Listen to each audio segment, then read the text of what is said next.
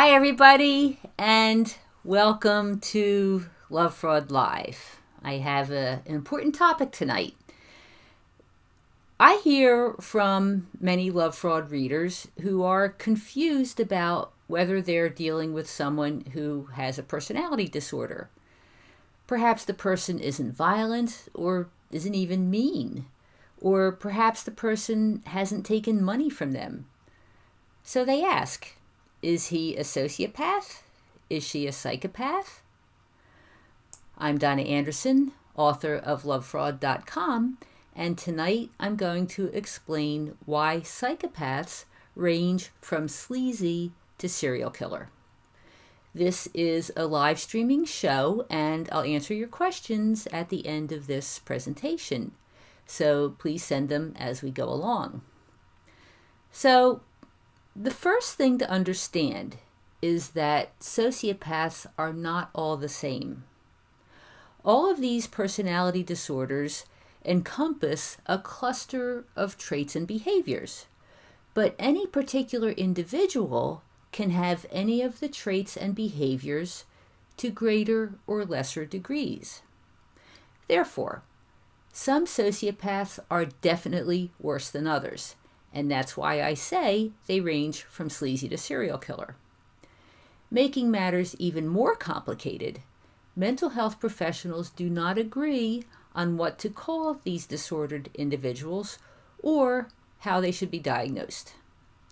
As I've explained before, the word sociopath is no longer a clinical diagnosis, but at Lovefraud, I use sociopath as a general umbrella term to describe people who live their lives by exploiting others. Now, this would be those who could be clinically diagnosed as having antisocial, narcissistic, borderline, or histrionic personality disorders, or psychopathy. When it comes to measuring a person's level of disorder, the best tool is available for psychopathy. A psychology researcher by the name of Dr. Robert Hare developed an evaluation process called the Psychopathy Checklist Revised, or PCLR. This is a formal evaluation used by trained clinicians and researchers. Now, Dr. Hare, who I've met on several occasions, originally developed this test to determine which convicted criminals were likely to offend again if they were released. The evaluation measures 20 traits and behaviors, which are divided into two groups or factors. Factor 1 includes emotional and interpersonal traits. So these are glibness and superficial charm, a grandiose sense of self-worth, pathological lying, conning and manipulativeness, a lack of remorse or guilt, shallow affect, which means shallow emotions, callousness and lack of empathy, and failure to accept responsibility for one's own actions. Factor 2 covers antisocial behaviors. These behaviors include a need for stimulation and proneness to boredom, a parasitic lifestyle, poor behavior controls, sexual promiscuity, a lack of realistic long-term goals, impulsivity, irresponsibility, early behavior problems, juvenile delinquency, and parole or probation violations.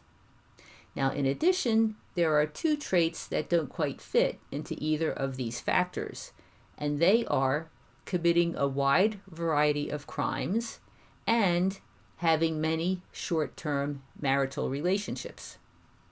So, how are these traits and behaviors actually measured? Well, in doing an evaluation, a clinician determines the degree to which an individual exhibits each trait, giving it a score of 0, 1, or 2. 0 means the trait is not present. 1 means the trait is somewhat present, and 2 means that the trait is a reasonably good match. Now, ideally, the researcher will interview the individual who's being evaluated and also review his or her file, which means criminal or mental health records. However, it is possible to evaluate an individual just by reviewing the records. So, the maximum score on the PCLR is 40, meaning that the person scored 2 on each of the 20 items. The average person who is not disordered scores around 4, just 4. So someone who scores 40 is really, really disordered. Most experts say that anyone who scores 30 or above would be diagnosed as a psychopath. But this dividing line is kind of arbitrary. So what about someone who scores 18 or 25? This person is a lot nastier than the average man or woman who scores 4, but officially would not be considered to be a psychopath. So another researcher, Dr. Reed Malloy, addressed this issue by clarifying how people can have different degrees of psychopathy. Dr. Malloy looks at it this way. Someone who scores 10 to 19 has a mild psychopathic disturbance, 20 to 29 has a moderate disturbance, and 30 to 39 has a severe psychopathic disturbance. So, psychopathy, along with the other personality disorders, is both a syndrome and a continuum. Now, what do these terms mean? A syndrome is a group of traits and characteristics that tend to hang together, just like all the traits of psychopathy that I just mentioned. A continuum means that each trait is on a scale from low to high. Now, together, this means that any disordered individual falls somewhere in this matrix. They can have some or all of the traits, and then each of the traits to greater or lesser degrees. In fact, it's often the low to midlife level psychopaths who are the most difficult to identify. Maybe they aren't as grandiose as others. Maybe they sometimes seem to have empathy. Maybe they aren't always aggressive. So they may have some of the negative traits, but not all of them. And you're wondering if you're really dealing with a psychopath. So as you can see, it is difficult to say precisely if someone is a psychopath. But guess what? For most of us, it doesn't matter. It's only important to diagnose someone with precision if you're a mental health professional who is treating the person, or if a diagnosis is needed for court. If you're trying to make a decision about whether or not to have an involvement with someone, you don't need to know his or her score on the PCLR. All you need to know is whether or not you feel exploited and manipulated.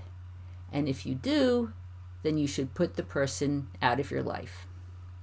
So that's tonight's presentation, and next I'll be answering your questions. I just wanted to mention that we now have Super Chat on this YouTube show, which you can use to support Lovefraud's work. All you do is click the $sign in the chat window below the chat window, and then slide the button to the amount that you want to contribute. And we also have a link in the description below the video where you can make a tax-deductible contribution to Lovefraud's education programs. So let's take a look and see what kind of questions we have today. Well, I suppose everyone's still listening to the presentation because so far there aren't any questions. I know that this is kind of academic and maybe a little difficult to listen to. I do have a lot of material describing this on Lovefraud or in my books, especially this one, Understanding the Sociopath. I do talk about these tests there. But I think this explains why there's such a variety among disorders. It's because you have all these different traits, and anyone can have any of the traits to greater or lesser degrees. They could have a low amount of some and a high amount of others. And consequently, there's a lot of variety in how people can be, the levels to which that someone can be disordered. So I thank everybody for attending. Hopefully you'll have time to digest this information, and talk to you soon. We'll be back next week, next Tuesday at 8 p.m. Thanks a lot.